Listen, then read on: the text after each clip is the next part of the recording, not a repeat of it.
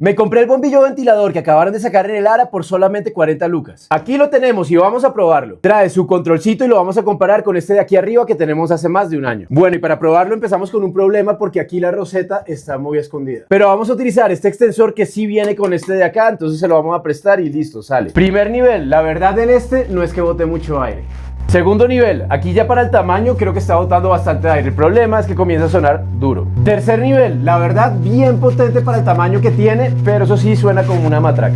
Y para el ventilador por aquí tenemos la opción de que se duerma automáticamente después de 1 hora, 2 horas o 4 horas. Este otro de aquí tiene exactamente las mismas funcionalidades, tiene un poquito más de brillo y muchísimo más viento. Y lo más importante, no hace casi ruido. Este de verdad suena muy pero que muy duro. Además de ser más grande, con mejores materiales de construcción y unas aspas que se comen vivo a las de este, y solo por 10.000 pesos más. Conclusiones, los dos ventiladores están muy bien. Si quieren comprar el de Lara, háganle solamente el tema del ruido, pero por solamente 50.000 pesos este de aquí se lo lleva. Si lo quieren comprar, se los dejo en mis historias y en mi biografía.